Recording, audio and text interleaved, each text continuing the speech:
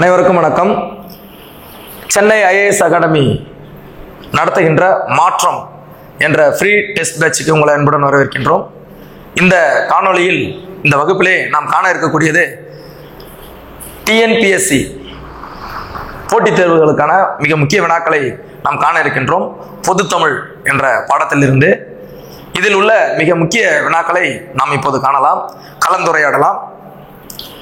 முதலாவதாக, தமிழுக்கும் அமுதென்று பேர், அந்த தமிழ் இன்ப தமிழங்கள் உயிருக்கு நேர். பாருங்க, தமிழுக்கும் அமுதென்று பேர், அந்த தமிழ் இன்ப தமிழங்கள் உயிருக்கு நேர் என்று பாடியவர் யாருன்னு கேட்டிருக்காங்க. இதுல பாரதியார் கொடுத்திருக்காங்க, பெருஞ்சித்திரனார், காசி ஆனந்தன், பாரதிதாசன் கொடுத்திருக்காங்க. இந்த பாடல் நம்ம அடிக்கடி கேட்ட பாடல் தான். தமிழுக்கும் அமுதென்று பேர் என்ற பாடலை கேட்ட உடனே நம்ம நினைவுக்கு வருபவர் பாரதிதாசன். அவர் தான் இந்த பாடலை எழுதியிருக்காரு. அதே சமயத்தில் தமிழுக்கு நிலவென்று பேர், தமிழ் இளமைக்கு பால் போன்றது, அறிவுக்கு தோல் போன்றது, உயர்வுக்கு வான் போன்றது என்று மிக அழகாக அந்த பாடல்ல சொல்லியிருப்பாரு. ஆகவே தமிழுக்கும் அமுதென்று பேர் என்ற பாடலை பாடியவர் யாருன்னு சொன்னீங்கன்னா பாரதிதாசன். அடுத்த வினா, கற்றோருக்கு சென்ற இடமெல்லாம் சிறப்பு, கற்றோருக்கு சென்ற இடமெல்லாம் சிறப்பு என்று கூறியவர் யாருன்னு கேட்டிருக்காங்க.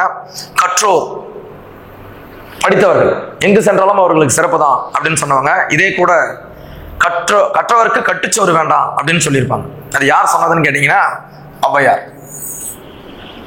இப்ப ஆப்ஷனை படிச்சு பார்த்தாலே தெரியும். பாரதியார், பவானந்தி முனிவர், தொல்காப்பியர், இவங்க இலக்கண நூலாசிரியர்கள். பாரதியார், அப்போ ஔவையார். இது ரெண்டுத்துல டவுட் வரும் நம்மளுக்கு.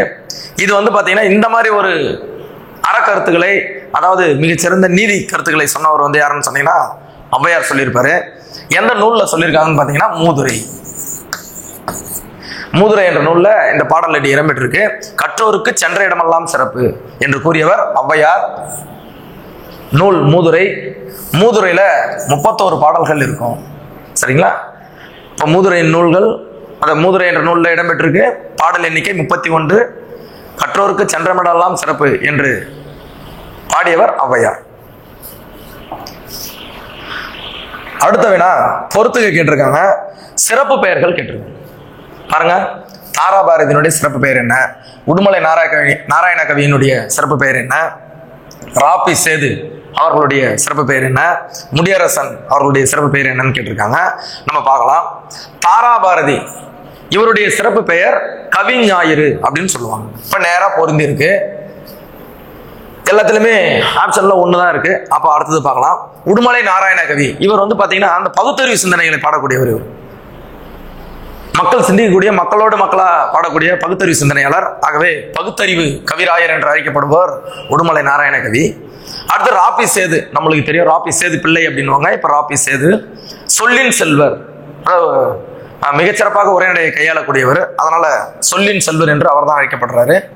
அடுத்தது முடியரசன், மிகச்சிறந்த கவிஞர். இவர் திராவிட நாட்டினுடைய வானம்பாடி என்று அழைக்கப்படுகிறார். அப்ப பாருங்க, இந்த பொறுத்துகளை வித்தியாசமா என்னன்னா எல்லாமே நேராவே பொருந்திருக்கு. அப்போ 1க்கு 1, 2க்கு 2, 3க்கு 3, 4க்கு 4 அப்படியே கரெக்டா பொருந்திருக்கு. அது எதுல இருக்குன்னு பாருங்க. 1, 2, 3, 4 ஆப்ஷன் ஏவுல இருக்கு. சரிங்களா? அப்போ சரியான விடை ஆப்ஷன் ஏ. அடுத்த வினா, தமிழே உன்னை நினைக்கும் தமிழன் என் நெஞ்சு இனிக்கும் என்று பாடியவர் யார்? தமிழே உன்னை நினைக்கும் தமிழன் என் நெஞ்சு இனிக்கும் என்று பாடியவர் யாருன்னு சொன்னீங்கன்னா காசி ஆனந்தன். இதை பாடியவர் பார்த்தீங்கன்னா காசி ஆனந்தன். இந்த பாடல் வரிகளுக்கு உரியவர் காசி ஆனந்தன். தமிழே உன்னை நினைக்கும் தமிழன் என் நெஞ்சு இனிக்கும் என்று பாடியவர் காசி ஆனந்தன். இப்போ ஆப்ஷன் பி சரியான விடை. அடுத்த வினா, இந்த வினாவை கொஞ்சம் கவனமா பார்க்கணும். மா என்ற சொல்லுக்கு பொருந்தாத சொல். இங்க பாத்தீங்கன்னா இந்த பொருந்தாத என்பதுதான் நீங்க கவனிக்க வேண்டிய ஒரு விஷயம். நீங்க அவசரப்பட்டு படிச்சுட்டீங்கன்னா உங்களுடைய தெரிவுகள்ல ஏதாவது தப்பு பண்ணிடுவீங்க. அப்போ பொருந்தாத சொல் எதுன்னு கேட்கிறாங்க. இப்போ வயல் இருக்கு, திருமகள், இரும்பு, துகள். சரிங்களா? இதற்கு சரியான விடை என்ன என்றால் இரும்பு. ஏனென்றால் மா என்ற சொல்லுக்கு பொருள் அல்லாத ஒன்று பார்த்தீங்கன்னா இரும்பு தான். இப்ப மா என்ற சொல்லுக்கு இன்னும் சில பொருள்கள்லாம் இருக்கு. என்னன்னா மரம் சொல்லலாம், விலங்கு, பெரிய பெரிய அப்படி சொல்லலாம், அழகு, அறிவு, அளவு சொல்லலாம். அடுத்தது அழைத்தல், கூப்பிடுறோம் இல்லையா, அந்த அழைத்தல் சொல்லலாம். அப்போ இவ்வளவு பொருள்கள் இருக்கு மா என்ற சொல்லுக்கு. சரிங்களா? இதுல தெரிவுகள்ல 3 கொடுத்துருக்காங்க. அப்போ பொருத்தமில்லாத சொல்லு வந்து பாத்தீங்கன்னா இரும்பு. ஆகவே இதற்கு சரியான விடை ஆப்ஷன் பி. அடுத்த வினா, இந்த உலகம் சிறந்து வாழ்வதற்கான வழிகளை காட்டும் மொழி தமிழ் மொழி என்று கூறிய அறிஞர் புலவர் யாருன்னு கேட்கிறாங்க. பாரதியாரா, பெருஞ்சித்திரனாரா, காசி ஆனந்தனா, பாவேந்திரான்னு கேட்டிருக்காங்க. இதை வந்து நம்ம அந்த பாடல்ல செய்யுள் வரிகளை படிக்கும்போது தான் இது தெரிய வரும். இது வந்து சொன்னது வந்து பாத்தீங்கன்னா பெருஞ்சித்திரனார். பாவலரேறு பெருஞ்சித்திரனார், பாவலரேறு பெருஞ்சித்திரனார் சொல்லியிருப்பாரு. எந்த பாடல்னா தமிழ் கும்மி அப்படின்ற ஒரு பாடல்ல இந்த கருத்துக்களை அவர் பதிவு செய்திருப்பார். அப்போ பாவலரேறு பெருஞ்சித்திரனார் தான் இந்த தொடரை கூறியவர். இந்த பாவலருடைய இயற்பெயர் துரை மாணிக்கம். இதையும் சற்று நினைவில் வைத்தீங்க. பெருஞ்சித்திரனாருடைய இயற்பெயர் துரை மாணிக்கம். சரிங்களா? அடுத்த வினா, செந்தமிழ் என்ற சொல்லை பிரித்து எழுத கிடைக்கும் சொல் எதுன்னு கேட்கிறாங்க. இப்ப பாருங்க, செந்தமிழ். இப்ப லாஸ்ட் தமிழ் எங்க இருக்கு பாருங்க, இதுல இருக்கு. தமிழ் தமிழ் தமிழ். சரிங்களா? செந்தமிழ் அப்படின்னு சொல்லும் போது செழுமையான தமிழ் அப்படின்னு சொல்லுவோம், வளமுக்கிய. அப்ப மை இறுதியில முடியணும். அப்போ அது கண்டிப்பா அது வந்து பண்பு தொகை தான். அப்போ வந்து பாருங்க, பண்பு தொகைனா செம்மை தமிழ் வர்றதுக்கு வாய்ப்பே இல்லை. செம்மைன்னு ஒரு வார்த்தை இல்லை. செம்மை இங்க மொழி வந்துருக்கு, அப்ப இது இல்லை, இங்க தமிழ் வந்திருக்கு. அப்போ செம்மை கூட்டல் தமிழ் செந்தமிழ். அப்போ இதற்கு சரியான விடை செந்தமிழ் என்பதற்கு சரியான விடை. அதை பிரித்து எழுத கிடைப்பது செம்மை கூட்டல் தமிழ். அப்போ ஆப்ஷன் டி, செந்தமிழ். அடுத்த வினா, பின்வரும் கூற்றுகளில், இந்த மாதிரி வினாக்கெல்லாம் நல்லா ஒரு வாட்டி 2 வாட்டி நம்ம படிச்சு பார்க்கணும். பின்வரும் கூற்றுகளில் சரியான கூற்றினை தெரிவு செய்யுங்க. சரி, கூற்று 1 என்ன சொல்லுது பாருங்க, என்று பிறந்தவள் என்று உணராத இயல்பினலாம் எங்கள் தாய். இதுக்கு மாற்று கருத்தே இல்லை. இந்த பாடல் வரிகளுக்கு சொந்தக்காரர் பாரதியார். சரிங்களா? அடுத்து பாருங்க, யாமறிந்த மொழிகளிலே தமிழ் மொழி போல் இனிதாவது எங்கும் காணும். பாடியவர் பாரதியார். இது வந்து மிக புகழ்பெற்ற ஒரு தொடர். ஆனா இங்க என்ன கொடுத்திருக்காங்கன்னா புரட்சி கவின்னு கொடுத்திருக்காங்க. புரட்சி கவிஞர் பாரதிதாசன். அப்போ இதுவும் பாரதியார் தான் வரணும். அப்போ கொடுக்கப்பட்ட கூற்றுகள்ல எது சரின்னு பாத்தீங்கன்னா கூற்று 1 மட்டும் தான் சரியா இருக்கு. அப்ப அந்த தெரிவு எங்க இருக்கு பாருங்க, கூற்று 1 மட்டும் சரி, ஆப்ஷன் சி. அப்போ என்று பிறந்தவள் என்று உணராத இயல்பினலாம் எங்கள் தாய் என்று கூறியவர் பாரதியார். சரிங்களா? யாமறிந்த மொழிகளிலே தமிழ் மொழி போல் இனிதாவது எங்கும் காணும் என்று கூறியவர் பாரதியார் தான். இங்க தவறா கொடுத்திருக்காங்க. சரிங்களா? அப்போ தெரிவு சி சரியான விடை. அடுத்த வினா, 2000 ஆண்டுகளுக்கு முற்பட்ட, அதாவது 2000 வருஷத்துக்கு முற்பட்ட தமிழ் சொற்களில் வேளாண்மை என்ற சொல் எந்த நூலில் குறிப்பிடப்பட்டுள்ளது? மிக மிக ஒரு முக்கியமான ஒரு வினா. வேளாண்மை என்ற சொல் இப்போ இதை வந்து நம்ம படிச்சு தெரிஞ்சுக்கிட்டா தான் வேண்டும். ஏன்னு கேட்டீங்கன்னா இது வந்து மிக முக்கியமாக மேற்கோள் காணப்படுகின்ற நூல்கள்ல ஒன்று. அப்போ இந்த வேளாண்மை என்ற சொல்ல திருக்குறள் என்ற நூல் எடுத்தாண்டது. அடுத்தது கலித்தொகை. இந்த 2 நூல்களுமே வந்து பாத்தீங்கன்னா வேளாண்மை என்ற சொல்ல சொன்னிச்சு. இங்க தெரிவுகள்ல என்ன கொடுத்திருக்காங்கன்னா திருக்குறளை கொடுத்திருக்காங்க. அப்போ திருக்குறள் என்பது சரியான விடை. அப்போ நற்றிணை என்ன சொல்லியிருக்கோம்? நற்றிணை என்ற நூல் வந்து பாத்தீங்கன்னா உழவர் என்ற சொல்லாடலை முதல்ல பயன்படுத்தி உழவர். தொல்காப்பியம் நிறைய சொல்லாடல்களை பயன்படுத்தியிருக்கு. உலகம், உயிர், அன்பு, புகழ், இந்த சொற்களை எல்லாம் எடுத்தாண்ட ஒரு நூல் எதுன்னு சொன்னீங்கன்னா தொல்காப்பியம். சரிங்களா? இப்ப இந்த வினாவிற்குன்னு வரும்பொழுது வேளாண்மை என்ற சொல் எந்த நூல் எடுத்தால கொண்டிருது, எந்த நூலை வந்து அதுல குறிப்பிடப்பட்டிருக்குன்னு சொன்னா திருக்குறள். சரிங்களா? அடுத்தது, பின்வரும் கூற்றுகளில் சரியான கூற்றினை தெரிவிக்க. இதுவும் கூற்று வடிவ வினா. இதையும் நம்ம பொறுமையா படிக்கணும். தமிழன் கிளவியும் அதனோரற்று அப்பர் தேவாரம்னு கொடுத்திருக்காங்க. இமிழ்கடல் வேலியை தமிழ்நாடு ஆக்கிய இதினி கருதினை ஆயின். இப்ப தமிழ்நாடு என்ற சொல் இதுல வந்திருக்கு. அடுத்தது பாத்தீங்கன்னா தமிழன் கண்டாய் அப்படின்னு தமிழன் என்ற சொல் வந்திருக்கு. அப்போ இது எந்த நூற்களுக்கு உடையது அப்படின்னு பாத்தீங்கன்னா தமிழன் கிளவியும் அதனோடற்று. இந்த பாடல் வரிகளுக்கு உரிய நூல் வந்து பாத்தீங்கன்னா தொல்காப்பியம். இந்த கிளவி என்ற சொல்ல வச்சீங்கன்னா கண்டுபிடிச்சுங்க. தொல்காப்பியம். சரிங்களா? தமிழ்நாடு அப்படின்ற இந்த பாடல், இமிழ்கடல் வேலியை தமிழ்நாடு ஆக்கிய, தமிழ்நாடு என்ற சொல்லை முதலில் குறிப்பிட்ட நூல் சிலப்பதிகாரம். இது சரி, இங்க தப்பா கொடுத்திருக்காங்க. அடுத்தது தமிழன் கண்டாய் என்று சொல்றாங்க. இது சொன்னது தொல்காப்பியம் கிடையாது, இந்த அப்பர் தேவாரம். அப்பர் தேவாரம் தான் இந்த பாடல் வரிகளுக்குரியது. அப்போ தெரிவு 1 தவறு, தெரிவு 3 தவறு. அப்ப 2 மட்டும்தான் சரியா இருக்கு, சிலப்பதிகாரம் மட்டும்தான். அப்ப கூற்று 2 மட்டும் சரி எங்க இருக்குன்னு பாருங்க. கூற்று 2 மட்டும் சரி, ஆப்ஷன் பி ல இருக்கு. அப்போ கூற்று 2 மட்டும் சரி என்பதே சரியான விடை. சரிங்களா? அடுத்தது வேலு நாச்சியார். இந்தியாவில் சுதந்திர போராட்டத்தில் மிக முக்கிய பங்கு வகித்தவங்க, தமிழ்நாட்டை சேர்ந்த இந்த வீரமங்கை வேலு நாச்சியாருடைய காலம் கேட்குறாங்க. இது நம்ம தெரிந்து கொள்ள வேண்டிய ஒரு விஷயம். அவருடைய காலம் பார்த்தீங்கன்னா 1730 இருந்து 96 வரை. சரிங்களா? இதை நம்ம அப்படி நேரடியாக படித்து புரிந்து கொள்ள வேண்டிய ஒரு வினா. வேலு நாச்சியாருடைய காலம் 1730 இருந்து 1796 வரை. சிவகங்கையை மீண்டும் மீட்டெடுத்த ஒரு வீர பெண்மணி. சரிங்களா? ஆங்கிலேயருடன் நடந்த போர்ல சிவகங்கையை மீண்டும் மீட்டெடுத்த ஒரு பெண் போராளி, பெண் விடுதலை வீரர் வேலு நாச்சியார். சரிங்களா?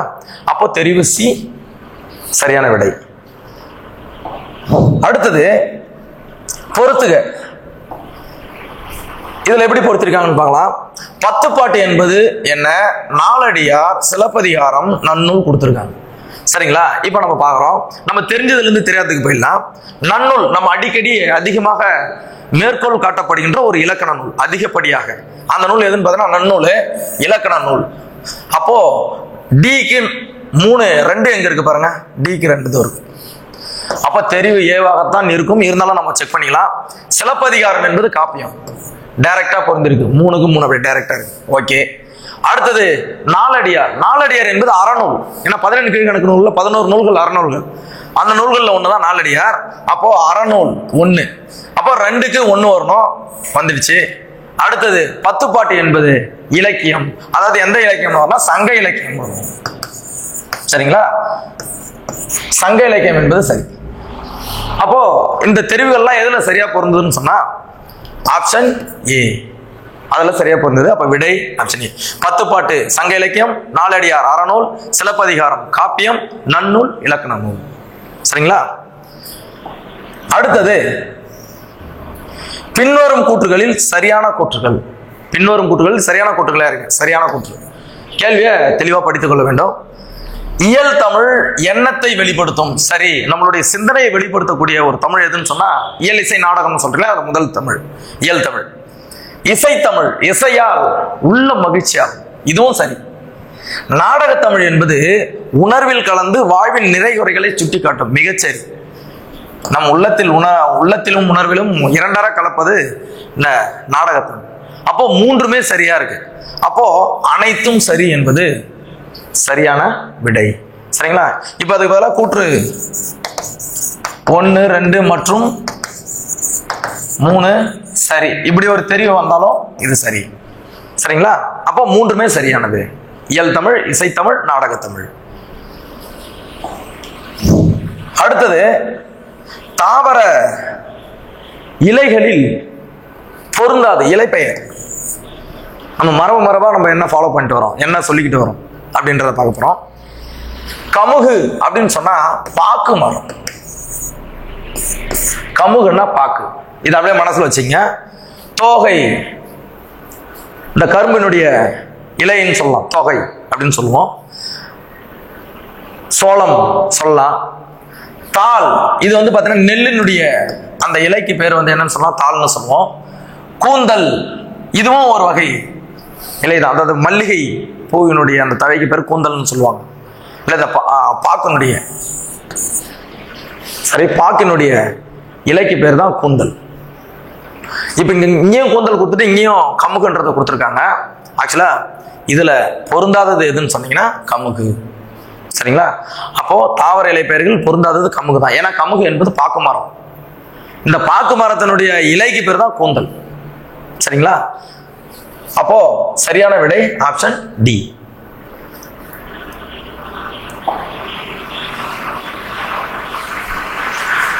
அடுத்த வினா, இலை பெயர்களில் பொருந்தாதது எதுன்னு கேட்டிருக்காங்க. அப்போ கமுகு கொடுத்துருக்காங்க, தொகை கொடுத்துருக்காங்க, தாள் கொடுத்துருக்காங்க, கூந்தல் கொடுத்துருக்காங்க. இப்போ தொகை என்பது இந்த இப்போ கரும்பு இருக்கு இல்லையா, கரும்பினுடைய இலைக்கு பேர் என்னன்னு சொல்லுவாங்கன்னா தொகைன்னு சொல்லுவாங்க. அதாவது கிராமப்புறங்களில் சோகன்னு அந்த தொகை கிடையாது, தொகை. தாள் என்பது நெல்லினுடைய இலைக்கு சொல்லுவாங்க, தாள், நெல் தாள் அப்படி சொல்லுவாங்க. கூந்தல் என்பது பாக்கினுடைய இலைக்கு பேர் தான் கூந்தல். அப்போ இது மூணுமே சரியா இருக்கு. இங்க கமுகு அப்படின்றது பாக்கு மரம். அப்போ அந்த பாக்கு என்பதை இங்க கமுகாவே கொடுத்துருக்காங்க. அப்போ இதுதான் இதுல பொருத்தம் இல்லாதது. அப்போ தெரிவு ஏ என்பது சரியான விடை. கமுகு, தாவர இலைகளில் பொருந்தாத பெயர் கமுகு. அடுத்தது, பின்வரும் கூற்றுகளில் சரியான கூற்றினை தெரிவு செய்ய. கூற்று வினா, காக்கை குருவி எங்கள் சாதி. 100% அதை பாடியவர் பாரதியார். காக்கையும் குருவியும் எங்கள் சாதி என்று சாதி ஒழிய பாடியவர் பாரதியார். பறவைகள் இல்லாத உலகில் மனிதர்கள் வாழ முடியாது. யார் சொன்னதுன்னா சத்திமுத்த புலவர் அப்படின்னு கொடுத்துருக்காங்க. தவறு. இதை சொன்னவர் இந்தியாவின் பறவை மனிதர் என்று அழைக்கப்படுகின்ற டாக்டர் சலீம் அலி, அவர் தான் சொன்னார்.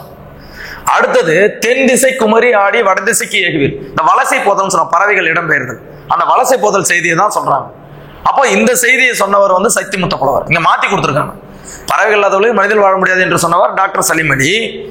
தென் திசை குமரி ஆடி வடதிசைக்கு ஏகுவராய், இதை சொன்னவர் சத்திமுத்த புலவர். சத்திமுத்த புலவரே இன்னொரு பாடல் வரையும் சொல்லியிருக்கார், நாராய் நாராய் செங்கல் நாராய், நாராய் நாராய் செங்கால் நாராய் அப்படின்னு அந்த பறவைகள் வலசை போவதை வந்து அழகா சொல்லியிருப்பார். அந்த பாடல் ஒரு சத்திமுத்த புலவர் தான். அப்போ இங்கேயும் தெரிவு சரியாக பொருந்தவில்லை, இதுலயும் பொருந்தவில்லை. அப்போ இதுல கொடுக்கப்பட்டதுல இது ஒண்ணு மட்டும்தான், கூற்று ஒண்ணு மட்டும்தான் சரியா பொருந்திருக்கு. அப்போ கூற்று ஒண்ணு மட்டும் சரி. ஆப்ஷன் ஏ சரியான விடை. கூற்று ஒண்ணு மட்டும் சரி. சரிங்களா? அப்ப நீங்க இதை பொருத்தி சரியா படிச்சீங்க. வடதிசைக்கு ஏகுவீர் சொல்றது சத்திமுத்த புலவர். பறவைகள் இல்லாத உலகில் மனிதர்கள் வாழ முடியாது என்று கூறியவர் இந்தியாவின் டாக்டர், அதாவது பறவை மனிதர் என்று அழைக்கக்கூடிய டாக்டர் சலீம் அலி. இதை பொருத்தி படிச்சுக்கிட்டீங்கன்னா ஒரே வினாவிலே பல விடைகளையும் வினாக்களையும் நம்ம உருவாக்கலாம். சரிங்களா? அடுத்தது பொறுத்துக,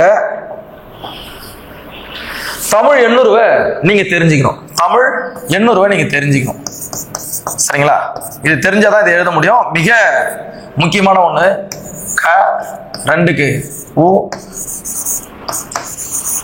4, 5க்கு ரு, 6க்கு 7க்கு 8க்கு அ, 9க்கு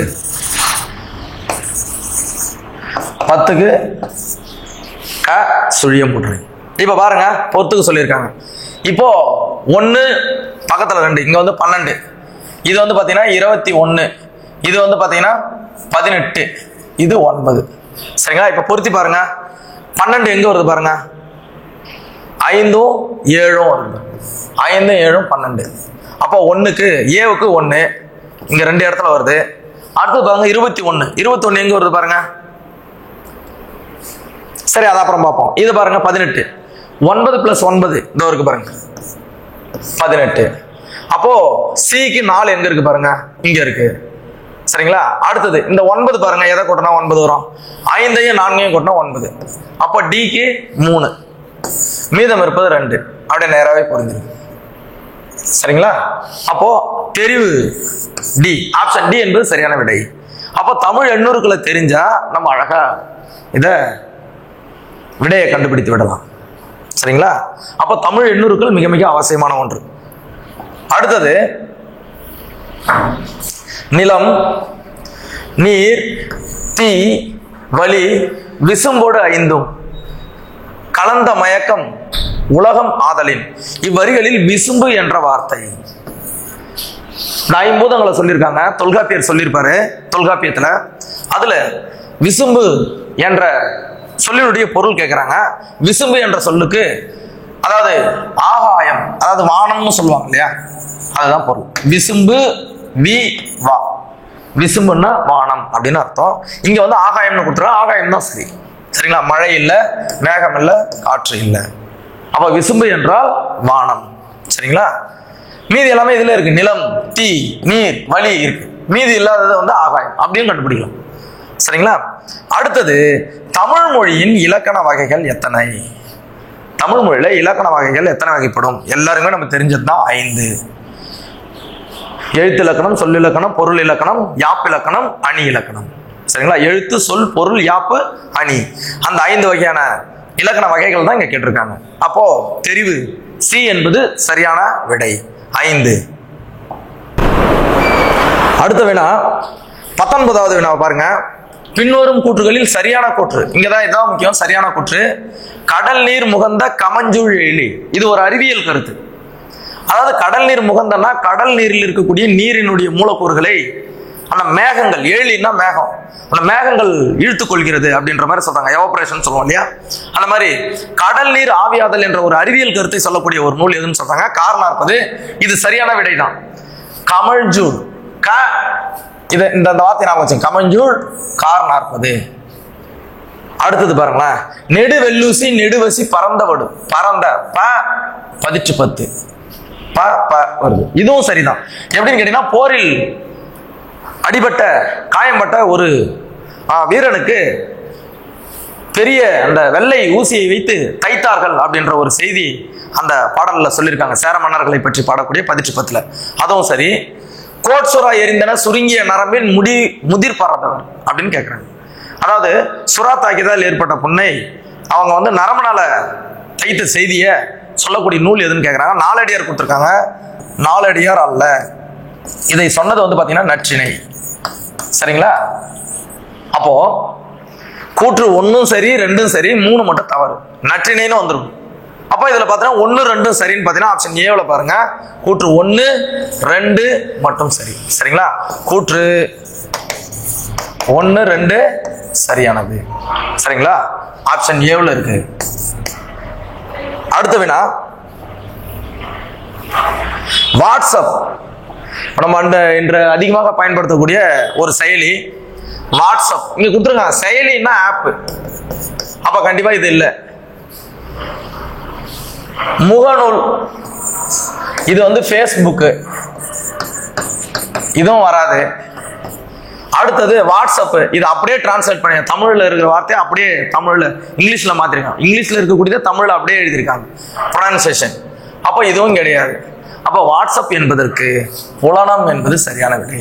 வாட்ஸ்அப் என்ற ஆங்கில சொல்லுக்கு நிகரான தமிழ் சொல் எதுன்னு சொன்னீங்கன்னா புலனம். இப்ப ட்விட்டர்னா நம்ம என்னன்னு சொல்லுவோம்னா கீச்சகம் சொல்லுவோம். ட்விட்டருக்கு கீச்சகம், ட்விட்டர். சரிங்களா? இதுக்கு வந்து கீச்சகம்னு சொல்லுவோம். இப்போ வாட்ஸ்அப்புக்கு புலனம். சரிங்களா? இப்போ ஆப்ஷன் சி சரியான விடை. அடுத்தது, இந்திய நூலகவியலின் தந்தை என்று அழைக்கப்படுபவர், இந்திய நூலகவியலின் தந்தை. நம்ம இதை வந்து படிச்சிருக்கோம். அரங்கசாமி, அதாவது அரங்கநாதன், எஸ்.ஆர். அரங்கநாதன் அப்படின்னு சொல்லுவாங்க. எஸ்.ஆர். அரங்கநாதன், அவர் தான் வந்து இந்திய நூலகவியலின் தந்தை. இந்த நெல்லை சு முத்து பார்த்தீங்கன்னா இவர் ஒரு சயின்டிஸ்ட், இஸ்ரோ மற்றும் விக்ரம் சாராபாய் விண்வெளி மையத்தில் இருந்த ஒரு சயின்டிஸ்ட், ஒரு அறிவியலாளர். இவரும் கவிதை எழுதியிருக்காரு. அதாவது பார்த்தீங்கன்னா அறிவியல் ஆத்திச்சூடி என்ற நூலை எழுதியிருக்காரு. அறிவியல் ஆத்திச்சூடி. அப்துல் கலாம் இவரை பாராட்டிருக்காரு. தம்மை ஒத்த அலநிலையத்தில் சிந்திக்கக்கூடிய ஒரு மனிதர் அப்படின்னு சொல்லிட்டு நெல்லை சு முத்துவை அப்துல் கலாமே பாராட்டிருக்காரு. அறிவியல் ஆத்திச்சூடி எழுதியிருப்பாரு. ரா இளங்குமரனார் பார்த்தீங்கன்னா தமிழ் திரு ரா இளங்குமரனார் சொல்லுவாங்க. இவர் வந்து பாத்தீங்கன்னா பாவாணர் நூலகம், திருவள்ளுவர் தவச்சாலை என்ற 2 விஷயங்களை அமைத்தவர் இவர் தான். திருவள்ளுவர் தவச்சாலை, அதுக்கப்புறம் பாவாணர் நூலகம் அமைத்தவர் இளங்குமரனார். து அரங்கன் என்பது இங்க தவறான தெரிவு. அப்போ இந்திய நூலகவியலின் தந்தை என்று அழைக்கப்படுவர் டாக்டர் எஸ்.ஆர். அரங்கநாதன். அரங்கநாதன் என்பது தான் சரியான விடை. அடுத்த வினா பாருங்க, காவிரி நாடன் திகிரி, இந்த இதை அடிக்கோட்டிட்டு இருக்காங்க பாத்துங்க. பொற்கோட்டு என்ற சிலப்பதிகார வரியில் அடிக்கோடிட்ட சொல்லின் பொருள். அப்ப திகிரின்னா என்ன அப்படின்னு கேக்குறாங்க. திகிரி என்றால் ஆணை சக்கரம். இங்க பாருங்க, ஆணை சக்கரம். திகிரி என்பது ஆணை சக்கரம்.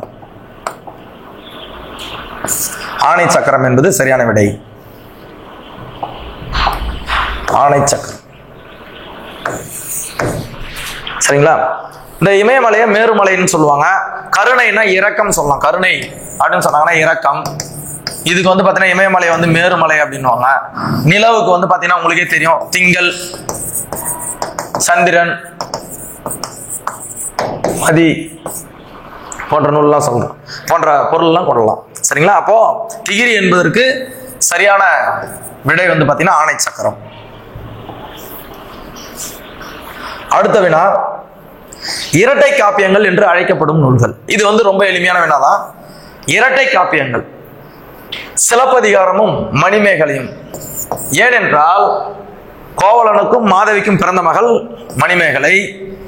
கோவலன் கண்ணகி வரலாற்றை கூறுவது சிலப்பதிகாரம். அப்போ கண்ணகிக்கும் மாதவிக்கும் கணவனாக இருந்தவர் வந்து பாத்தீங்கன்னா கோவலன். ஒன்றுக்கொன்று கதை தொடர்பு உண்டு. இதை எழுதியவர் இளங்கோவடிகள், மணிமேகலை எழுதியவர் சீத்தலை சாத்தனார். இருவரும் சமகால புலவர்கள், நண்பர்கள். ஆகவே இரட்டை காப்பியங்கள் என்று அழைக்கப்படுவது சிலப்பதிகாரமும் மணிமேகலையும். சரிங்களா? ஆப்ஷன் டி சரியான விடை. அடுத்தது வெண்குடை. அதாவது வெண்கொற்ற கொடை அப்படின்னு சொல்லுவாங்க, வெண்கொற்ற கொடை அப்படின்னு சொல்லுவாங்க. அப்போ இங்க என்ன கேட்கிறாங்க, வெண்குடை என்ற ஒரு விஷயத்தை கேட்டிருக்காங்க. இதை பிரித்து எழுத கிடைப்பது. இப்ப வெம்மைனா அது சரியா வராது. வெம்மை அப்படின்னா வெப்பம் அந்த மாதிரி போயிடும், அது வராது. வெண் கூட்டல் கொடை இதுவும் வராது. ஏன்னா இந்த பகுதியை பாருங்க, பொருள் தரல. சரிங்களா? இது வெண்ணெய்னு சொல்லியிருக்காங்க, வெண்ணெயும் கிடையாது. வெண்ணெய் கொடைன்னு ஒண்ணு கிடையாது. சரிங்களா? பிரித்தால் பொருள் தர மாதிரி வர்றதுதான் பகுதி. சரிங்களா? அப்படி பாருங்க, வெண்மை என்பது சரியாக இருக்கிறது. வெண்மை கூட்டல் கொடை, வெண்குடை. சரிங்களா? இதுதான் சரியான விடை. அடுத்தது, பாரதி எழுதிய நூல்களில் பொருந்தாதது எது? பாரதியார், சி சுப்பிரமணிய பாரதியார் எழுதிய நூல்களில் பொருந்தாதது எதுன்னு கேட்டிருக்காங்க. குயில் பாட்டு, கண்ணன் பாட்டு, பாஞ்சாலி சபதம், இது எல்லாமே அவர் எழுதினான். தராசு, சந்திரிகையின் கதை, சரிங்களா, போன்ற நூல்கள்லாம் பாரதியார் கவிதைகள், இது எல்லாமே அவர் எழுதியிருக்காரு. அவர் எழுதாத ஒன்று பார்த்தீங்கன்னா குடும்ப விளக்கு. ஏனென்றால் குடும்ப விளக்கு என்பது பாவேந்தருடைய நூல். பாவேந்தர் பாரதிதாசனுடைய நூல்கள். இருண்ட வீடு, குடும்ப விளக்கு, பாண்டியன் பரிசு, அழகின் சிரிப்பு, தமிழ் இயக்கம், குறிஞ்சித்திட்டு, அப்புறம் பிசிராந்தியார் என்ற நாடக நூல், இதை எல்லாமே எழுதியவர் வந்து பாரதிதாசன். அதை இப்போ நினைவு கூர்ந்தீங்கன்னா உங்களுக்கு படிக்கிறதுக்கு ஈஸியா இருக்கும். அப்போ பாரதி எழுதிய நூல்கள் பொருந்தாத ஒன்று குடும்ப விளக்கு. இது பாரதிதாசன் எழுதியது. சரிங்களா? அடுத்த வினா, தம்மின் தம்மக்கள் அறிவுடைமை மாநிலத்து மண்ணுயிர்க்கெல்லாம் இனிது. இக்குறட்பாவுக்கு சரியான பொருளை தருக. நம்ம படிக்கும் போதே தெரியும், தம்மின் தம்மக்கள், தம்முடைய மக்கள் அறிவுடையவராக இருந்தால் நமக்கு மகிழ்ச்சி. அந்த கருத்தை சொல்லக்கூடியது எது பாருங்க. தம்மை விட தமது பிள்ளைகள், அன்புடையவர் இங்க குறிப்பிடல, ஆசையுடையவர் குறிப்பிடல, பொருளுடையவர் குறிப்பிடல, அறிவுடையவர்கள் என்பது மக்களுக்கு மகிழ்ச்சி. இதுதான் கரெக்ட். சரிங்களா? தம்மை விட தமது பிள்ளைகள் அறிவுடையவராக இருந்தால் அது அந்த மக்களுக்கு தான் சந்தோஷம், மகிழ்ச்சி. அதை தாங்க சொல்றாங்க. ஆப்ஷன் டி என்பது சரியான விடை. இந்த குறட்பாவுக்கான சரியான பொருள் ஆப்ஷன் டி. அடுத்தது பட்டுக்கோட்டை கல்யாண சுந்தரம்.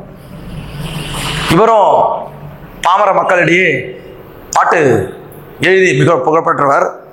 மிகச்சிறந்த அறக்கருத்துக்களை, நீதி கருத்துக்களை, தத்துவங்களை சொன்னவர். அந்த பட்டுக்கோட்டை கல்யாண சுந்தரனாருடைய சிறப்பு பெயர் என்னன்னு கேட்கிறாங்க. புரட்சி கவிஞர் பாரதிதாசன். நாமக்கல் கவிஞர்னு சொன்னா தெரியும், வே ராமலிங்கனார். தேசிய கவிஞர்னா பாரதியார். மக்கள் கவிஞர் என்றால் பட்டுக்கோட்டையார்.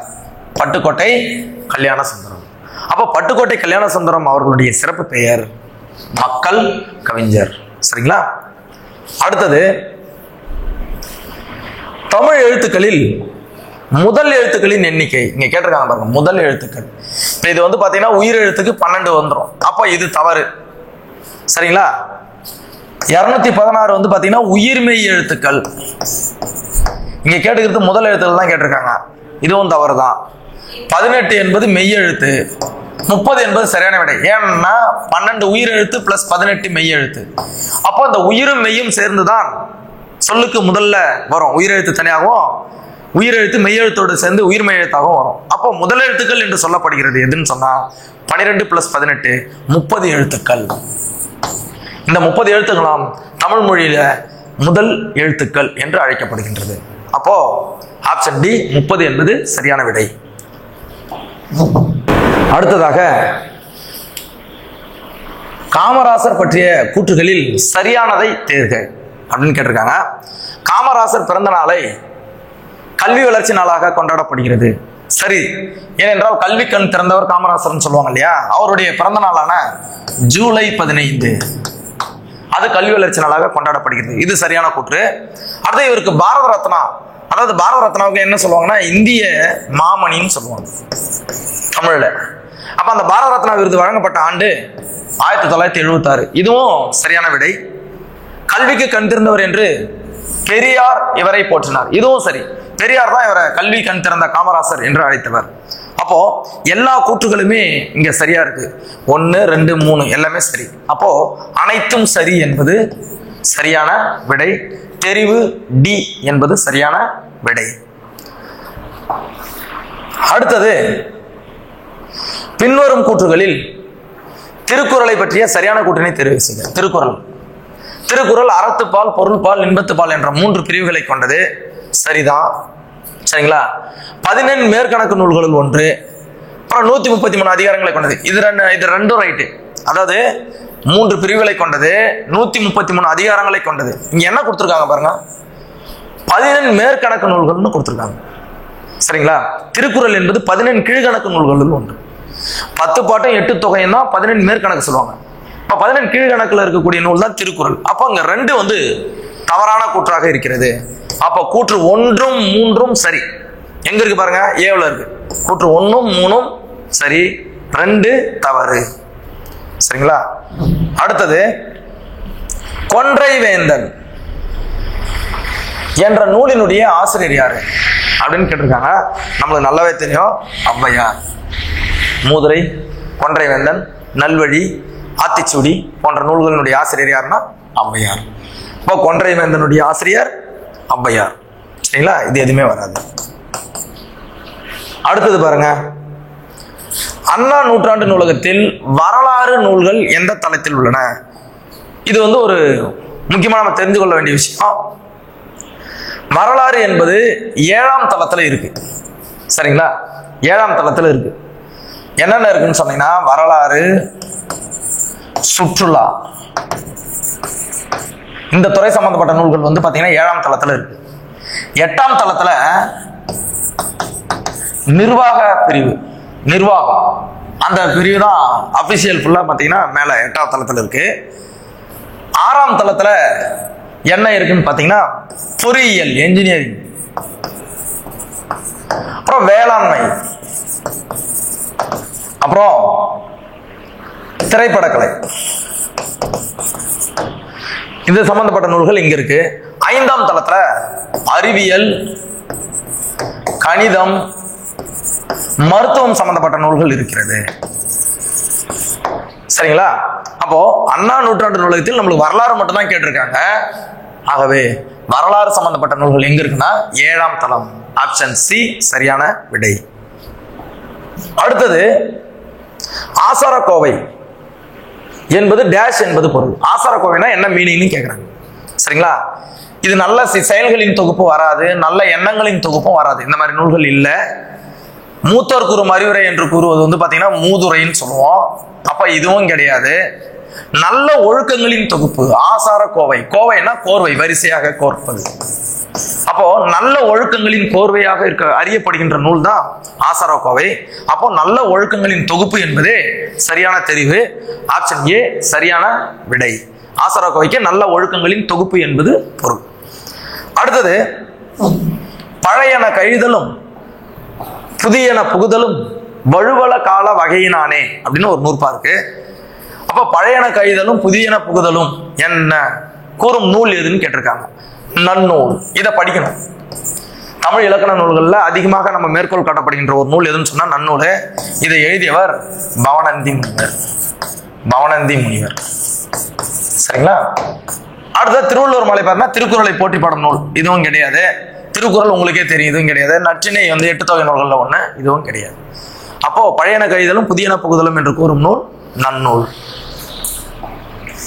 அடுத்தது மாமல்லபுரம் சிற்பக்கலை வடிவமைப்புகளில் பொருந்தாதது எதுன்னு கேட்டிருக்காங்க. அப்போ சிற்பங்களுடைய வடிவமைப்பின் அடிப்படையில் சிற்பங்களினுடைய வகைகள் 4. இந்த வடிவமைப்புல சிற்பங்களை ஒரு 4 வகையா பிரிக்கலாம். புடைவரை கோயில், மலைய குன்றுகளை குடைந்து செய்வது.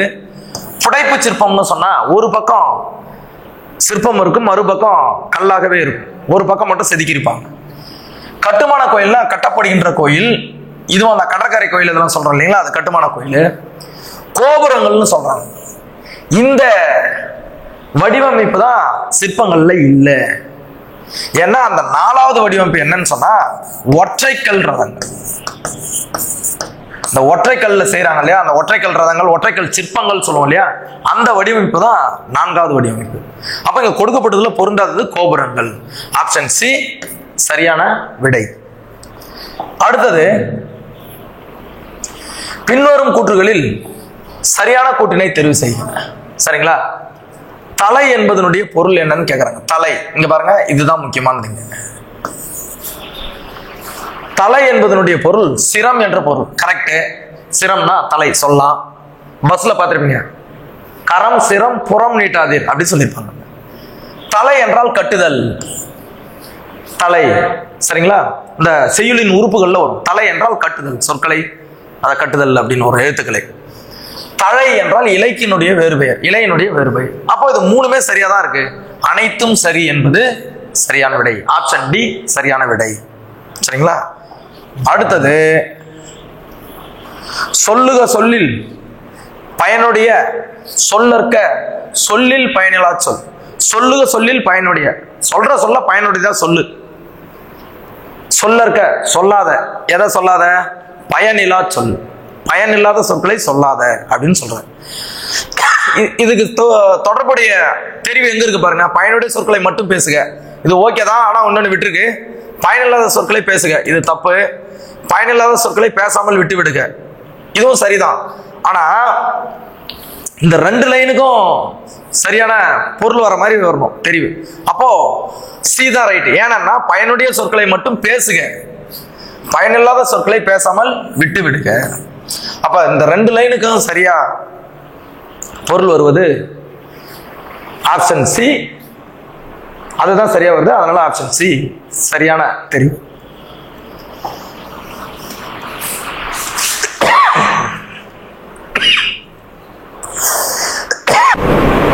அடுத்த வினா, மராட்டியம், அதாவது மராட்டிய மாநிலத்துல உழவர் திருநாளை, நம்ம இங்க பொங்கல்னு சொல்றோம் இல்லைங்களா, அந்த திருநாளை வந்து டேஷ் என்று கொண்டாடுவார். என்னவா கொண்டாடுவாங்க அப்படின்னு பாத்தீங்கன்னா நம்ம இப்ப பார்க்க போறோம். லோரி. ஃபர்ஸ்ட் ஒரு தெரிவா எடுத்துக்கலாம், இவற்றில் எதுவும் இல்லை, கண்டிப்பா இது வராது. இப்ப சி வாங்க. லோரி என்பது பஞ்சாப்ல இந்த உழவர் திருநாளை லோரின்னு சொல்லுவாங்க. இந்த உத்தராயன் சொல்றோம் இல்லைங்களா, குஜராத், ராஜஸ்தான், இந்த மாநிலங்கள்ல உழவர் திருநாளை உத்தராயன் தான் சொல்லுவாங்க. மகாராஷ்டிரம், ஆந்திரம், கர்நாடகா, ஆந்திரா, கர்நாடகா, மகாராஷ்டிரா, அப்புறம் உத்தரப்பிரதேசம் போன்ற மாநிலங்கள்ல உழவர் திருநாளை மகர சங்கராந்தி என்று அழைப்பார்கள். மகர சங்கராந்தி. இப்போ மராட்டிய மாநிலத்தில் உழவர் திருநாளை மகர சங்கராந்தி என்று அழைப்பர். இதுதான் சரியான விடை. ஆப்ஷன் பி சரியானது. மீதி வந்து பாத்தீங்கன்னா பஞ்சாப்ல லோரின்னு சொல்லுவாங்க. உத்தராயன் வந்து பாத்தீங்கன்னா குஜராத்லயும் ராஜஸ்தான்லயும் உழவர் திருநாளை அவ்வாறு பெயர் சொல்லி அழைப்பார்கள்.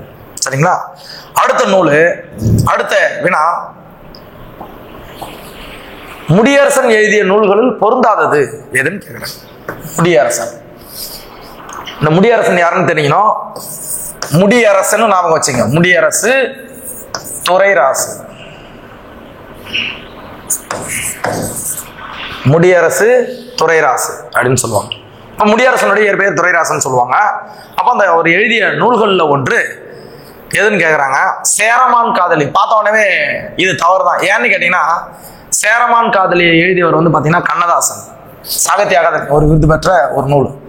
கண்ணதாசன் எழுதிய நூல் தான் சேரமான் காதலி. காவியப்பாவை, வீரகாவியம், புதியதோர் விதி செய்வோம், இந்த 3 நூல்களையுமே எழுதியவர் யாருன்னு சொன்னா முடியரசு. சரிங்களா? யாரு? முடியரசு. அப்ப இங்க பொருந்தாதது எதுன்னு சொன்னா சேரமான் காதலி. சரிங்களா? அடுத்தது நெய்தல் நிலத்திற்குரிய மக்கள் யாருன்னு கேட்கணும். நெய்தல் நிலத்திற்குரிய மக்கள். சரி, இங்க வெறுப்பன் கொடுத்துருக்காங்க. இது கண்டிப்பா தப்பு. ஏன்னா வெறுப்புன்னா மலை, குன்று அப்படின்னு சொல்லுவாங்க, மலை. அப்போ அது குறிஞ்சி நிலத்துக்குரியது. பரதன் பரத்தியர் இவங்க தான் கடல்ல அந்த மீனவர்னு சொல்றோம் இல்லையா, அவங்க பரதன் பரத்தியர் நெய்தல் நிலத்திற்குரியவர். சேர்ப்பன் அப்படின்னு சொல்றவங்களும் அந்த அந்த மீனவர் தலைவர்னு சொல்லுவாங்க அந்த காலத்துல.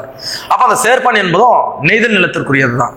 அப்போ ஏவும் சரி, சியும் சரி. அப்போ ஏ அண்ட் சி சரி. தெரிவு டீல இருக்கு, ஆப்ஷன் டீல இருக்கு, ஏ அண்ட் சி. சேர்ப்பன், பரதன், பரத்தியர் என்போர் நெய்தல் நிலத்திற்குரிய மக்கள். சரிங்களா? அடுத்தது சரியாக பொருந்தியுள்ளதை தேர்வு செய்ய. சரியாக பொருந்திருக்குதான்னு பார்க்கணும். வாணிகம் செய்வோருக்கு வாணிகம் பேணி, இது சொன்னது திருக்குறள் தான். இது ஒரு திருக்குறள். வாணிகம் செய்வாருக்கு வாணிகம் பேணி என்று ஆரம்பிக்கக்கூடிய ஒரு திருக்குறள். சரி. நடு நின்ற நன்னெஞ்சினோர், நடுநிலைமையாக இருப்பார்கள் யாருன்னு சொன்னா வணிகர்.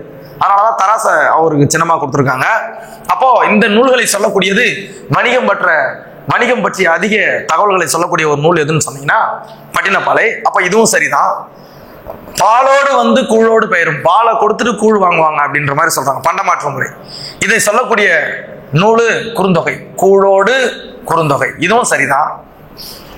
அடுத்தது பாருங்க, பொன்னோடு வந்து கரியோடு பெயரும் என்று சொல்லக்கூடிய நூல் புறநானூறு கொடுத்துருக்காங்க. இது புறநானூறு கிடையாது, அகநானூறு. அகநானூறு பாடல். பொன்னோடு வந்து கரியோடு பெயரும் என்று சொல்வது அகநானூறு பாடல். அப்போ கூற்று 1 சரி, 2 சரி, 3 சரி, 4 தவறு. அப்போ இங்க எது சரியா வருது பாருங்க, 1, 2, 3 சரி, 4 தவறு. அப்போ ஆப்ஷன் ஏ சரியான விடை.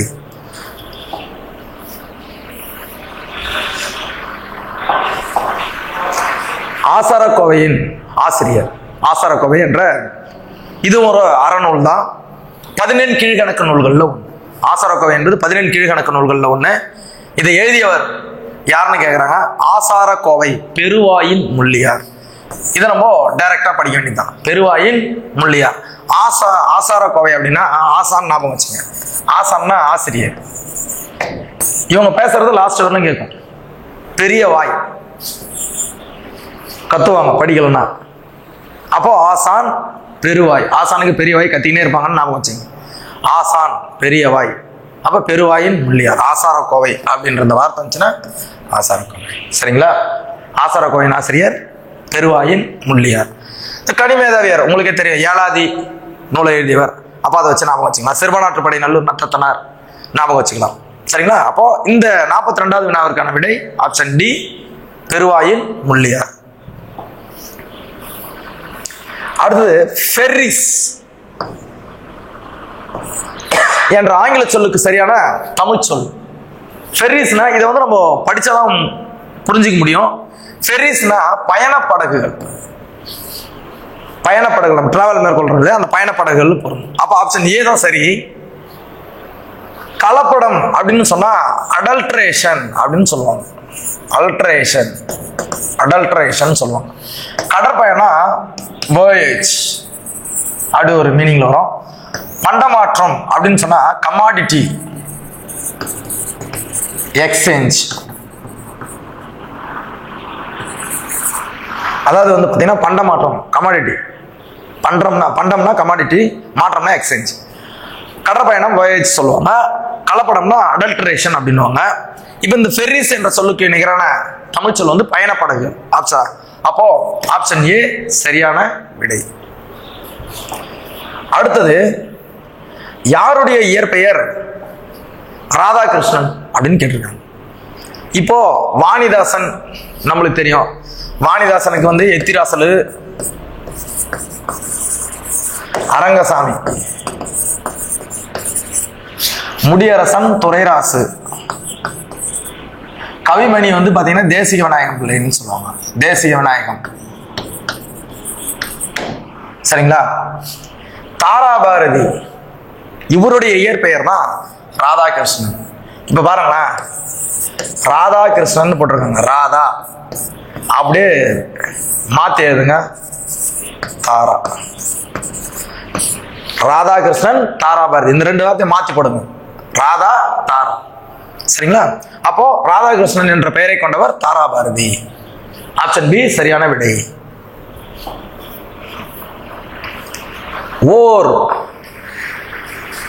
ஒரு சரியான வகையில் அமைந்த சொல்ல கேட்டிருக்காங்க. அது என்னன்னு கண்டுபிடிக்க போறோம். ஓர் ஊர் வருமா, ஒரு நாடு, ஓர் நகரம், ஏன் மீன் கேட்டிருக்காங்க. நல்லா ஞாபகம் வச்சுங்க. ஓர் என்ற சொல்லை நீங்கள் எதற்கு பயன்படுத்த வேண்டும் என்றால், உயிரெழுத்துல தொடங்குது இல்லையா, அந்த வார்த்தைகளுக்கு தான் பயன்படுத்தணும். உயிரெழுத்துக்களை தொடக்கமாக கொண்ட சொற்களுக்கு ஓர் அப்படின்னு போடலாம். மீதி உயிர்மை எழுத்துல வர்ற எழுத்துக்களுக்கு ஒருன்னு போடும். சரிங்களா? ஒரு நாடு அப்படின்னு போடலாம். இப்ப இதெல்லாம் உயிர்மை எழுத்து, அப்ப இது வராது, இதுவும் வராது, ஏன் பியும் இல்லை. உயிரெழுத்துல தொடங்குறது இது ஒண்ணு, ஓர் ஊர். அப்ப ஓர் ஊர் தான் சரியான விடை. சரிங்களா? ஆப்ஷன் ஏ சரியான விடை. சரியாக பொருந்தியுள்ள சொல்லும் பொருளும் கண்டறிக அப்படின்னு கேட்டிருக்காங்க. ஏவல் அப்படின்னா தொண்டு, சரி. எய்தும்னா கிடைக்கும், எய்தும் கிடைக்கும், அதுவும் சரி. கூர்னா மிகுதி, இந்த உரிச்சொல்ல வரும் கூர் என்பது. அப்ப கூர் என்பது மிகுதி, இதுவும் சரி. ஆனா பணின்னா தொண்டுன்னு கொடுத்துருக்காங்க பாருங்க. ஆக்சுவலா இந்த பணி வரும், வேலை தொண்டு அப்படின்னு சொல்லுவோம். இது வந்து பாத்தீங்கன்னா 2 சுழி நீ போட்டிருக்காங்க. அப்போ தவறானது. கேடுகிறது பொருந்தாத, சரியாக பொருந்தியுள்ள சொல்லும் பொருளும் தெரியுன்னு கேட்டிருக்காங்க. அப்போ 2 வந்து தவறாகி போச்சு, மீதி 3 ரைட்டு. 1, 3, 4 எங்க இருக்கு பாருங்க. 1, 3, 4 சரி. ஆப்ஷன் சில சரியாக இருக்கிறது. அப்போ ஆப்ஷன் சி சரியான விடை. தாராபாரதியின் நூல்களில் அல்லாத ஒன்று. தாராபாரதியின் நூல்களில் பொருந்தாததுன்னா இங்க அல்லாத நூல் அப்படின்னு கேட்டிருக்காங்க. இப்ப பாத்தீங்கன்னா விரல் நுனி வெளிச்சம், புதிய விடியல், இது எங்கள் கிழக்கு, இது எல்லாமே வந்து தாராபாரதியினுடைய நூல்கள் தான். எல்லாமே அந்த வெளிச்சத்தை அடிப்படையாக வச்சு, சூரிய ஒளி, புதிய விடியல், இது எங்கள் கிழக்கு, கிழக்குல சூரியன் உதிக்கும், விரல் நுனி வெளிச்சம், வெளிச்சம் அடி, அந்த மாதிரி நாம வச்சுங்க. அந்த மாதிரி வெளிச்சம் அப்படின்னு வந்தாலே தாராபாரதி கவிதைகள்னு வச்சுங்க.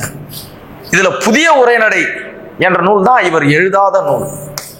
ஏனெனில் இந்த புதிய உரைநடை என்பதை மா ராமலிங்கம் என்பவர் எழில் முதல்வன் என்கின்ற மா ராமலிங்கம் எழுதியிருப்பார்.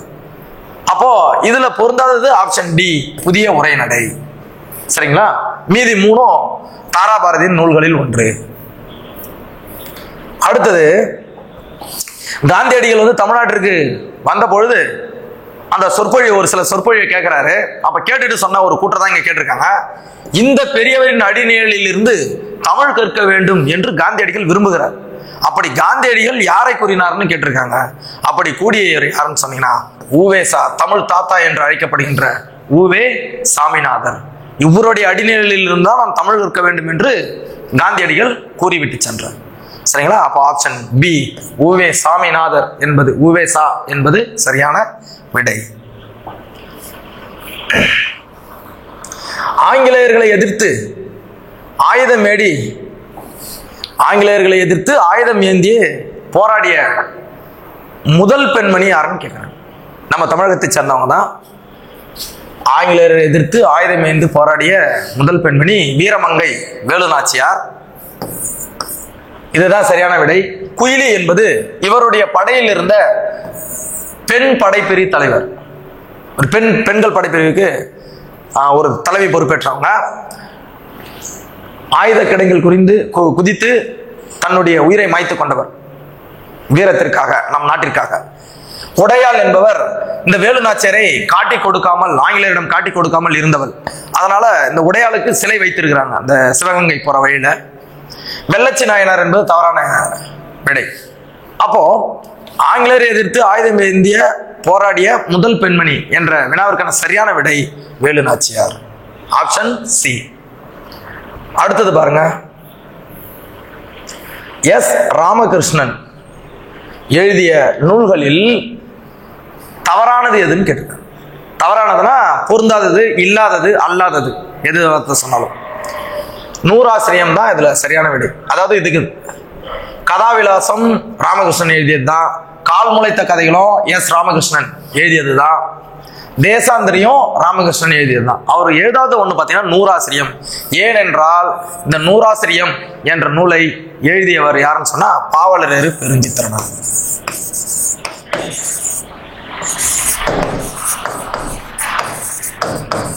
சரிங்களா? அப்போ இதற்கு சரியான விடை ஆப்ஷன் ஏ.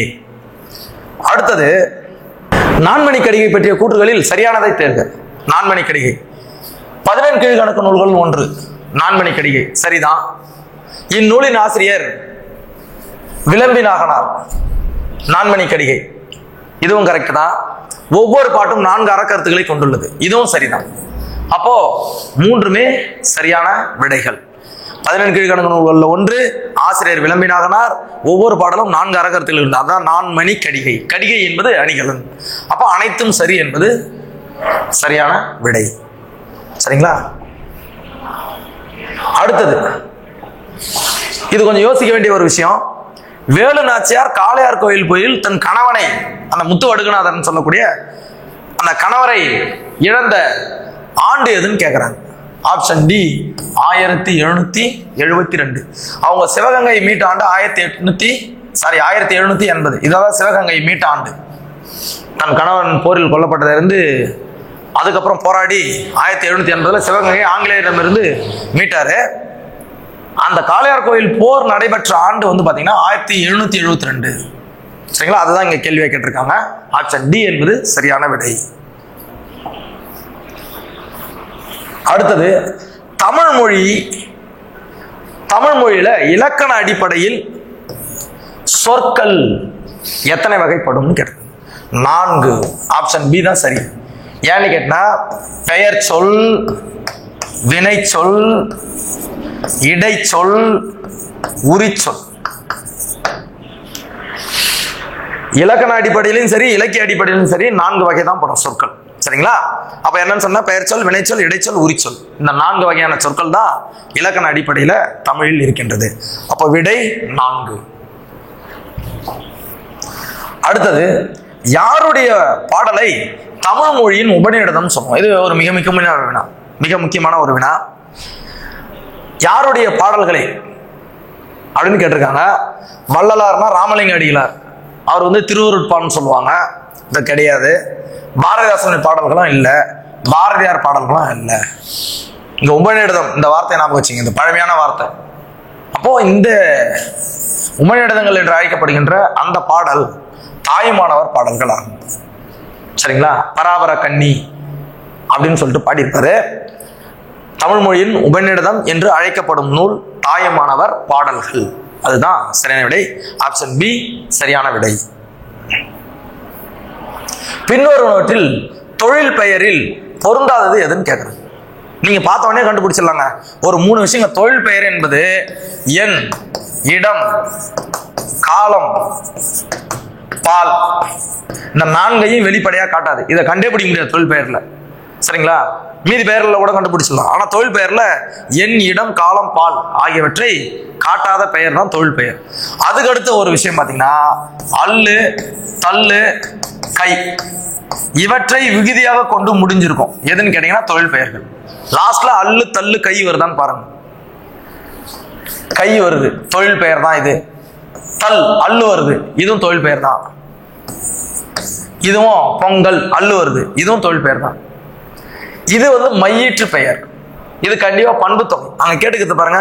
பின்னொற்றுள் தொழில் பெயரில் பொருந்தாது எதுனா நன்மை தான். ஏன்னா நன்மை என்பது பண்பு பெயர். சரிங்களா? அப்போ ஆப்ஷன் சி சரியான விடை.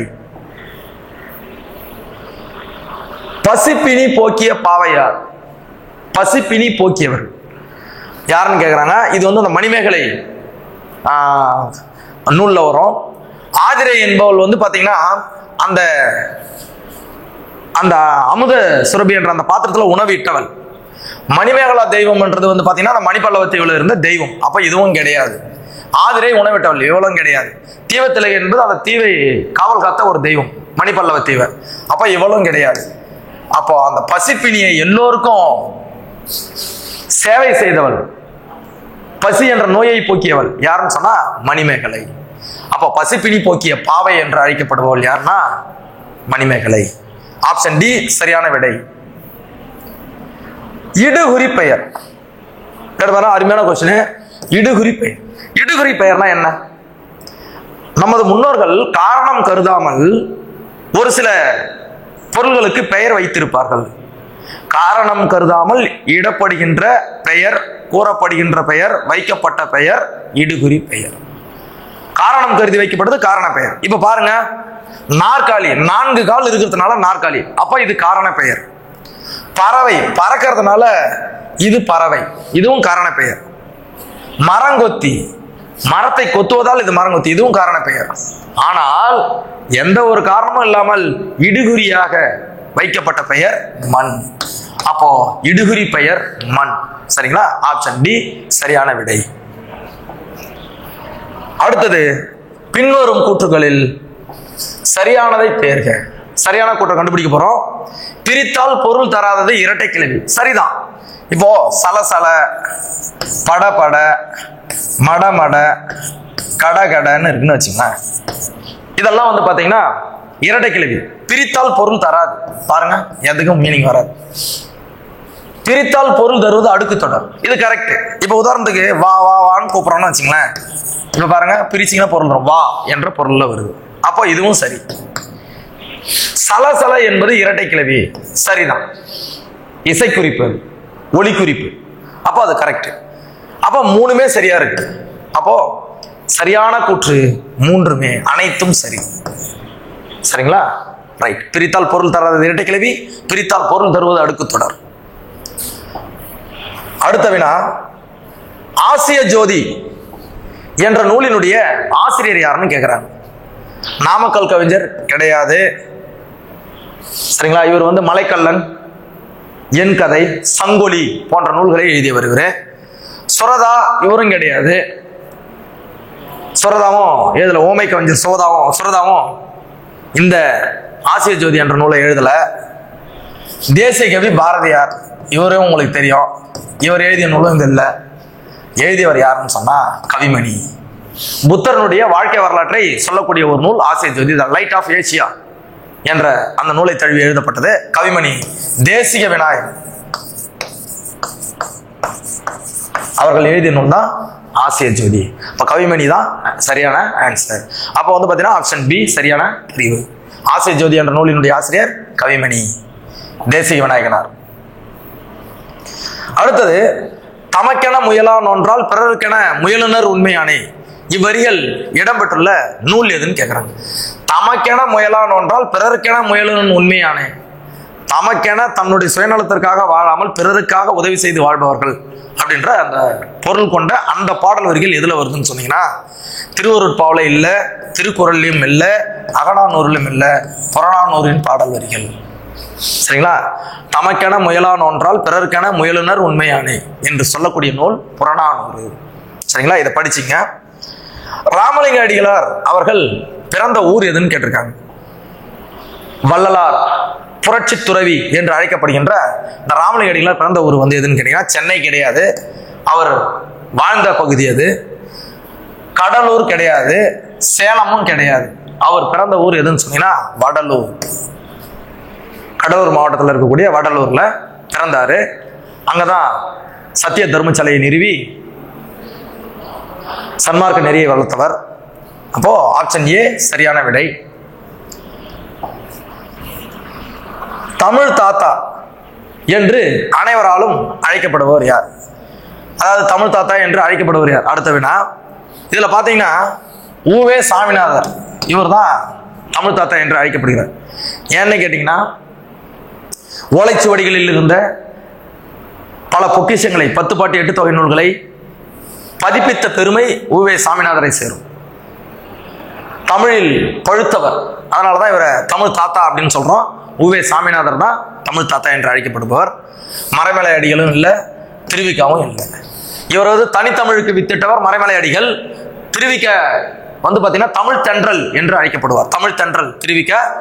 தனித்தமிழுக்கு வித்திட்டவர் மறைமலை அடிகள். உங்களுக்கு தெரியும் காந்தியடிகள், அகிம்சை இந்தியாவினுடைய சுதந்திரத்தின் தந்தை அப்படின்னு சொல்லலாம். அதுக்கப்புறம் ஊவேசா பார்த்தீங்கன்னா தமிழ் தாத்தா என்று அழைக்கப்படுகிறார். சி என்பது சரியான விடை. அடுத்தது வேளாண் வேதம் என்று அழைக்கப்படுகின்ற நூல். வேளாண் வேதம் ரொம்ப முக்கியமான ஒரு வினா. வேளாண் வேதம் என்று அழைக்கப்படுகின்ற நூல் 14 கீழ்கணக்கு நூல்களுள் ஒன்றான நாலடியார். நாலடி 400 அப்படின்னு சொல்லுவாங்க. அந்த நூல் தான் நம்ம என்னன்னு சொல்றோம்னா வேளாண் வேதம் என்று அழைக்கின்றோம். இப்போ அகநானூருக்கு என்ன சொல்லுவாங்கன்னா நெடுந்தொகை. திருக்குறளுக்கு உங்களுக்கே தெரியும். புறநானூறுன்னு வந்து பார்த்தீங்கன்னா புறப்பாட்டு, அப்புறம் புறம் 400 அப்படின்லாம் சொல்லுவாங்க. இப்போ நாலடியாருக்கு தான் வேளாண் வேதம் என்று பொருள். சரிங்களா? ஆப்ஷன் டி சரியான விடை. அடுத்தது பாட்டுக்கு ஒரு புலவன் என்று போற்றப்படுவது யார்? பாட்டுக்கு ஒரு புலவன் யாருன்னு சொன்னா பாரதியார். இங்க என்ன பண்ணிருக்காங்கன்னா பேர் கொடுக்கல, அவருடைய சிறப்பு பெயரை கொடுத்துருக்காங்க, தேசிய கவி. அப்ப இதுதான் சரியான விடை. தேசிய கவி பாரதியார். கவிமணி தேசிக நாயகம். சுரதானா சுப்புரத்தினதாசன் அப்படின்னு சொல்லுவாங்க. அவருடைய இயற்பெயர் ராசகோபாலன். பாரதிதாசனுக்கு தெரியும், பாவேந்தர் பாரதிதாசன். சரிங்களா? அடுத்தது மடவார் சொல்லும் பொருளும் தருக. மடவார்ன்றது இங்க யாருன்னா ஆண்களை குறிக்குதான்னா கிடையாது, புலவர்களை குறிக்குதான்னா இல்ல, அன்புடையவர்களும் இல்ல. மடவார் என்று அழைக்கப்பட்டவர்கள் பெண்கள். சரிங்களா? சங்க இலக்கியத்தில் கூறப்பட்டுள்ளது. மடவார் என்ற சொல் எதை குறிக்குதுன்னு சொன்னீங்கன்னா பெண்களை குறிக்கும். சரிங்களா? ஆப்ஷன் டி சரியான விடை. அடுத்தது பழமொழி 400. இந்த பழமொழி 400 தான் நம்ம என்னன்னு சொல்லுவோம்னு பார்த்தீங்கன்னா பழமொழின்னு சொல்லுவோம். 400 பாடல்களை கொண்டது. இந்த பழமொழி 400 என்ற நூலினுடைய ஆசிரியர் யாருன்னு சொன்னீங்கன்னா முன்றுரை அரையனார். முன்றுரை என்பது அவருடைய ஊர், அரையனார் என்பது அவருடைய பெயராக இருக்கலாம் என்று சொல்லப்படுகிறது. அப்போ அதுக்கு சரியான விடை வந்து பாத்தீங்கன்னா முன்றுரை அரையனார். சமண முனிவர்கள் வந்து பாத்தீங்கன்னா நாலடியார் எழுதியிருப்பாங்க. ஏழாதியை வந்து கனிமேதேவையார் எழுதியிருப்பாரு. சரிங்களா? அதுக்கப்புறம் விளம்பி நாகனார் நம்ம ஏற்கனவே படிச்சோம், நான்மணிக்கடிகை, அதை எழுதியிருக்காங்க. அப்போ இந்த வினாவிற்கு பழமொழி 400 எழுதியவர் முன்றுரை அரையனார். தெரிவு சி என்பது சரியான விடை. அடுத்தது புத்தகங்களில் மனிதர்களின் ஏராளமான பட்டறிவு சிந்தனைகள் அடங்கியுள்ளன என்று கூறியவர் யாருன்னு சொன்னீங்கன்னா இதை நீங்க தெரிந்து கொண்டுதான் வேண்டும். நேரு தன் மகள் இந்திராவுக்கு எழுதிய கடிதத்துல குறிப்பிட்ட அந்த வார்த்தைகள் தான் அவை. புத்தகங்களில் மனிதர்கள் ஏராளமான பட்டறிவு சிந்தனைகள் இருக்கிறது அப்படின்னு சொல்லியிருக்காரு. தன் மகள் இந்திராவுக்கு எழுதிய கடிதத்துல நேரு குறிப்பிட்ட வார்த்தைகள். அப்போ ஆப்ஷன் பி என்பது சரியான விடை. சரிங்களா? அடுத்தது நடுவண் அரசு பெரியாருக்கு எப்போது தபால் தலை? தபால் தலைனா இங்க அஞ்சல் தலை, ஸ்டாம்ப்னு சொல்லுவோம் இல்லையா, அஞ்சல் தலை வெளியிட்ட ஆண்டு எதுன்னு கேட்குறாங்க. நம்ம இதை படிச்சாதான் தெரியும் நம்மளுக்கு. 1978. 1978ஆம் ஆண்டு பெரியாருக்கு நடுவண் அரசு தபால் தலை வெளியிட்டது. ஆப்ஷன் பி சரியான விடை. சரிங்களா? அடுத்தது உருவ வழிபாடு செய்யாமல் வெட்டவெளியே கடவுளாக வழிபட்டவர் யாருன்னு சொன்னீங்கன்னா கடுவெளி சித்தர். இவர் தான் வெட்டவெளிய கடவுளா நினைச்சு கும்பிட்டவர். பாம்பாட்டி சித்தர், திருமூலரும் ஒரு 18 சித்தர்ல ஒருவர் தான் குதம்பை சித்தர். இவர்கள் யாருமே வெட்டவெளியை வணங்கல, கடுவெளி சித்தர் தான் வெட்டவெளியை வணங்கினார்.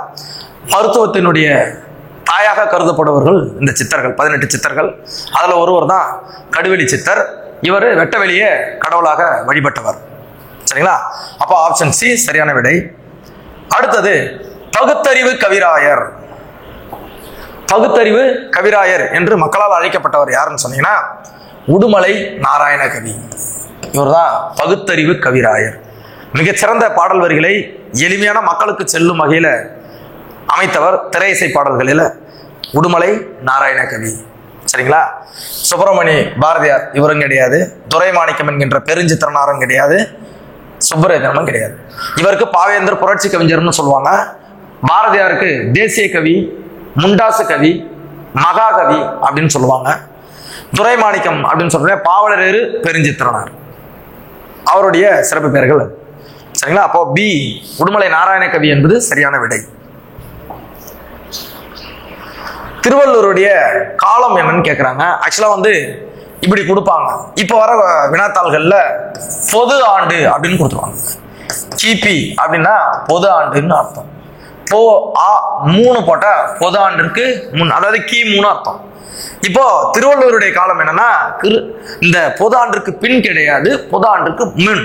அப்போ கிமு 31, பொது ஆண்டிற்கு முன் 31. இதுதான் சரியான விடை.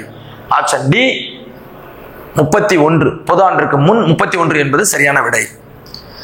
அடுத்தது, பெண்களுக்கு நகையோ அழகான உடையோ முக்கியமில்லை, அறிவும் சுயமரியாதையும். இந்த வார்த்தையை நோட் பண்ணுங்க. சுயமரியாதை தான் மிக முக்கியம் அப்படின்னு சொன்னவர் யாருன்னு சொன்னீங்கன்னா பெரியார். பகுத்தறிவாளர், பகுத்தறிவு பகலவன், சீர்திருத்த செம்மல், புத்துலக தொலைநோக்காளர், வைக்கம் வீரர், பெண்ணின போர் முரசு என்று அழைக்கப்படுகின்ற பெரியார். சரிங்களா? ஆப்ஷன் சி பெரியார் என்பது சரியான விடை. அடுத்தது, அகர வரிசைப்படுத்துக. அகர வரிசைனா அந்த உயிரெழுத்துக்கள், மெய்யெழுத்துக்கள், உயிர்மெய் எழுத்துக்கள் அப்படி பார்க்கணும். இப்ப மெய்யெழுத்துக்கள் முதல்ல வராது. அப்ப உயிரெழுத்துக்களுக்கு அடுத்தது மெய்யெழுத்துக்கள். அதுல எது முன்னாடி வரும்? சாரி, உயிரெழுத்துக்களுக்கு அடுத்தது உயிர்மெய் எழுத்துக்கள். அப்ப அந்த உயிர்மெய் எழுத்துல எது முதல்ல வரும்ன்றதை சரி பண்ணணும். சரிங்களா? இப்ப பாருங்க, இதுல பாத்துங்க, ஃபர்ஸ்டே வந்து ஈ தான் வரணும். என்ன பாத்தீங்கன்னா இதுதான் இருக்கு, ஈலி. ஈக்கு அடுத்தது ஊ, ரைட்டு. அப்புறம் உயிர்மெய் எழுத்தா வந்துடுது. சரிங்களா? உயிர்மெய் எழுத்தாக வந்துடுது. என்னன்னு பாத்தீங்கன்னா கைக்கிளை, யாழி, அப்புறம் விலரின்னு வருது. இப்ப ஃபர்ஸ்ட் கா வரிசை வருது இல்லையா உயிர்மெய் எழுத்துல, அது. அதுக்கு அடுத்தது யா, லாஸ்டா தான் வா, எரல வழல வா வா வருது இல்லையா லாஸ்ட். அதனால ஆப்ஷன் டி தான் சரியான விடை. மீதி எல்லாமே மாறி இருக்கும், பாத்தீங்கன்னா தெரியும். இப்போ கா இங்க வரணும், யா இங்க வந்துருது. அப்போ இது தவறு, இதுவும் தவறு, இதுவும் தவறு. அப்போ ஆப்ஷன் டி தான் சரி. ஃபர்ஸ்ட் உயிரெழுத்து, அப்புறம் உயிர்மெய் எழுத்து. உயிர்மெய் எழுத்துல காஞ்சாச்ச அந்த வரிசையை வச்சு பார்க்கணும். சரிங்களா? அப்போ முதல்ல இருக்கிற 2 எழுத்தும் ஒன்னா இருந்துச்சுன்னா அடுத்த வார்த்தையை பார்க்கணும். இப்ப இதுவும் யாழி. இப்போ வந்து பாத்தீங்கன்னா யாக்குன்னு இருக்குன்னு வச்சுங்களேன். இப்போ இது ரெண்டுமே ஒண்ணு. அடுத்தது இந்த வார்த்தையை பார்க்கணும். சரிங்களா? அப்படி பார்க்கணும். அடுத்தது, வீரம் இல்லாத வாழ்வும் விவேகம் இல்லாத வீரமும் வீணாகும் என்று கூறியவர் யாருன்னு சொன்னீங்கன்னா முத்துராமலிங்கர். இவர் தான் சொன்னார், வீரம் இல்லாத வாழ்வும் விவேகம் இல்லாத வீரமும் வீண் தான் அப்படின்னு சொன்னவர் யாருன்னு சொன்னீங்கன்னா முத்துராமலிங்கர். நேரு குறிப்பிடல, பெரியார் குறிப்பிடல, காந்தியடிகள் குறிப்பிடல. முத்துராமலிங்கர் என்பது சரியான விடை. அடுத்தது, பொறுத்துக்க கேட்டிருக்காங்க. இப்போ நம்ம தெரிந்ததுல இருந்து தெரியாததுக்கு போயிடலாம். பார்த்த உடனே நம்ம வந்து ஃபர்ஸ்ட்ல தான் ஃபில் பண்ணி வரணும் அப்படின்றது இல்லை. தெரிந்ததுல இருந்து தெரியாததுக்கு போனா நம்மளுக்கு ஈஸியா இருக்கும். இப்போ குடும்ப விளக்கு நம்ம அறிந்த ஒன்று எப்படின்னு பாத்தீங்கன்னா பாரதிதாசன். அப்போ 3க்கு 1 எங்க இருக்கு பாருங்க, சீல 1 எங்க இருக்கு பாருங்க. அப்ப இங்கே இருக்கு, இங்கே இருக்கு, இங்கே இருக்கு. அப்போ 2வது செக் பண்ணும். குற்றால குறவஞ்சி நம்ம அடுத்து அதிகமாக அறிந்த ஒரு நூல். குற்றால குறவஞ்சின் ஆசிரியர் திரிகூட ராசப்ப கவிராயர். சரிங்களா? வானரங்கள் கனி கொடுத்து மந்தியோடு கொஞ்சம், மந்தி சிந்து கனிகளுக்கு வான் கவிகள் கெஞ்சும். அந்த பாடல் வரையா அதுல தான் இருக்கு. குற்றால குறவஞ்சிக்கு ராசப்ப கவிராயர். 2க்கு 4 வரணும், அதாவது பிக்கு 4 வரணும். எங்க இருக்கு பாருங்க, பிக்கு 4, இது 1த்துல தான் வருது. அப்ப கன்ஃபார்ம் இதுதான் ஆன்சர். சரிங்களா? மறுபடியும் செக் பண்ணிடலாம். உபபாண்டவம் எஸ் ராமகிருஷ்ணன். 2, டிக்கு 2. சரி. அடுத்தது, மரமும் பழைய குடையும் வந்து பாத்தீங்கன்னா அழகிய சொக்கநாத புலவர் எழுதிட்டார். 3. சரிங்களா? அப்போ ஆப்ஷன் சி சரி. மரமும் பழைய குடையும் வந்து அழகிய சொக்கநாத புலவர், குற்றால குறவஞ்சி Trikuta Rasappa Kavirayar, Kudumba Vilakku Bharathidasan, Upapandavam S Ramakrishnan. Option C சரியான தெரிவு. நன்றி.